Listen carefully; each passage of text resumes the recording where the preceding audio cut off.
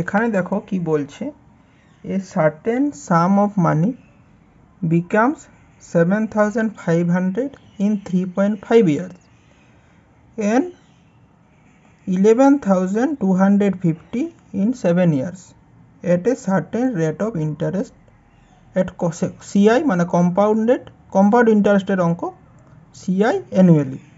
Find the principal amount. তাহলে প্রথমে এই অঙ্কটা দেখো, প্রথমে বলে দিচ্ছি কি হবে, তারপর একটা এক্সাম্পল দিয়ে বুঝিয়ে দেবো কেন হবে। প্রশ্ন জাগতেই পারে যে কেন এরকম হচ্ছে, আর প্রশ্ন জাগাই উচিত, কারণ ম্যাথমেটিক্স কি হবে থেকে তার থেকে বেশি গুরুত্বপূর্ণ হচ্ছে কেন হবে। কি হবে একবার জেনে নিলে হয়তো তুমি ভুলে যাবে, কিন্তু কেন হবে সেইটা তুমি জেনে যাও। যদি কেন হবে যা কারণটা যদি তুমি জেনে যাও, তাহলে তুমি নিজে কখনো ভুলবেও না, আর অন্য কেউ যদি তোমার কাছে জানতে চায় যেটা কেন হচ্ছে, সেটাও তুমি অন্য কাউকে বুঝিয়ে দিতে পারবে। তার প্রথমে বলে দিচ্ছি, দেখো প্রথমে কি বলছে, একটা প্রিন্সিপাল আছে সার্টেন সাম মানে প্রিন্সিপাল অ্যামাউন্ট, সেইটা কি বলছে 3.5 ইয়ার্সে কত হচ্ছে 7,500। তারপরে কি হচ্ছে 7 ইয়ার্সে কত হচ্ছে এত। 7 ইয়ার্স মানে কি আবার 3.5 ইয়ার্স, 3.5 ইয়ার্স হয়েছে আবার 3.5, তবে তো 7 ইয়ার হচ্ছে। 7 ইয়ার্স মানে কি আবার 3.5 ইয়ার্স, 3.5 প্লাস 3.5 মানেই তো 7 ইয়ার্স হচ্ছে। 7 ইয়ার্স পরে কত হচ্ছে 11,250। তাহলে আমরা জানি কি, এবার কেন হয় সেটা আমি একটু পরে বলে দিচ্ছি, প্রথম অঙ্কটা করে নিই। যে কম্পাউন্ড ইন্টারেস্ট কি, সেম টাইমের ব্যবধানে এইটা যত গুণ হচ্ছে আবার এইটাও তত গুণই হবে। মানে প্রথমে দেখে নিচ্ছি যে 11,250 7,500-এর কত গুণ। তো এটা প্রথমে কাটাকুটি করে নিলাম, কাটাকুটি করে দেখো আসবে 25 দিয়ে আসবে, 25 30-এ, 25 45-এ, আবার 15 3 15 45, 15 দুগুণে 30, 3/2। তাহলে প্রিন্সিপাল যদি 3.5 ইয়ার্সে এত হচ্ছে 7,500, আবার 3.5 ইয়ার্সে এত হচ্ছে 11,250। এইটা এর কত গুণ, 3-এর 2 গুণ। 7,500-এর কে 3-এর 2 দিয়ে গুণ করলে এটা আসবে। তাহলে প্রথম 3.5 ইয়ার্সেও প্রিন্সিপালকে 3-এর 2 দিয়ে গুণ করলে এইটা আসা উচিত। মানে কি পি ইন্টু 3-এর 2 সমান কত 7,500। তাহলে পি সমান কত 7,500 ইন্টু 3-এর 2টা এদিকে এসে চেঞ্জ হয়ে যাবে, 2-এর 3 সমান 50,000। 50,000 না 5,000। তাহলে প্রিন্সিপাল কত 5,000। এটা হলো অঙ্কটা। তাহলে পি সমান কত 5,000।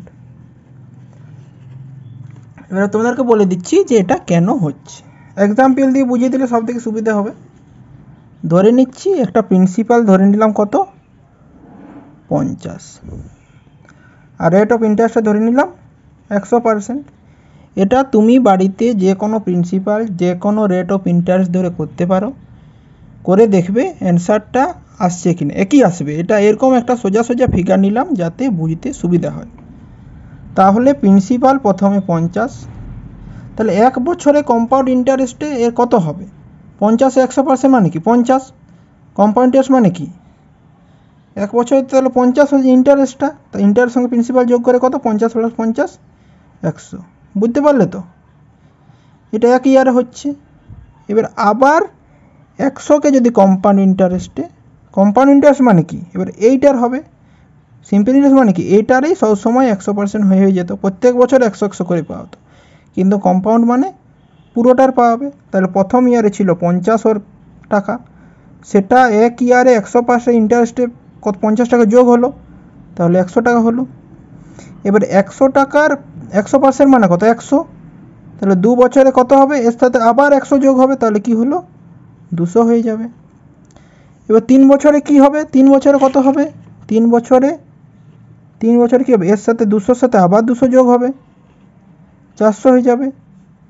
4 বছরে কত হবে, 400-র সাথে আবার 400 যোগ হয়ে যাবে 800 হবে, হবে তো? তাহলে এবার তুমি দেখো 1 বছরে 50-এর এটা কত গুণ? দুগুণ তো 50। তাহলে এটাও দেখো 200টাও কত? 100-র দুগুণ হচ্ছে তো। 400টা 200-র কত? দুগুণ হয়ে যাচ্ছে। এবার তুমি 2 বছরে দেখো, 2 বছরে কি 50 থেকে 200 কত গুণ? 4 গুণ হচ্ছে তো। 200 থেকে 800 এইটাও 2 বছর গ্যাপ, 2 বছর গ্যাপ তো। তাহলে 200 থেকে 4 গুণ করে কত? 800 হওয়া উচিত, হচ্ছে তো 800। তাহলে তুমি এটা যে কোনো এক্সাম্পল, যে কোনো প্রিন্সিপাল, যে কোনো রেট অফ ইন্টারেস্ট নিয়ে দেখতে পারো। সিম্পল ইন্টারেস্ট ক্ষেত্রে কিন্তু হবে না, কম্পাউন্ড ইন্টারেস্ট ক্ষেত্রে। কম্পাউন্ড ইন্টারেস্টের ক্ষেত্রে প্রত্যেক বছর গুণোত্তর প্রগতিতে প্রিন্সিপাল বেড়ে বেড়ে যায়। 1 বছরে যা হবে এই 1 থেকে 2 বছরে তত গুণই হবে, 2 থেকে 3 বছরে তত গুণই হবে। মানে একটা যদি প্রিন্সিপাল 7 বছরে যদি পি যদি 7 বছরে একটা আর হয়, মানে আর পি এর যত গুণ, আবার 7 বছর নিলে আবার অত গুণ হয়ে কিউ হবে কম্পাউন্ড ইন্টারেস্টের ক্ষেত্রে, বুঝলে? যদি কোনো রেট অফ ইন্টারেস্টে একটি টাকা আছে 1, সেইটি যদি 5 বছরে 6 হয়, তো এটা কি হলো? 6 গুণ। আবার 5 বছরে এটি আবার 6 গুণ হবে, মানে 6 6 36 হবে। বুঝতে পারলে? তাহলে আর কখনো ভুলবে না।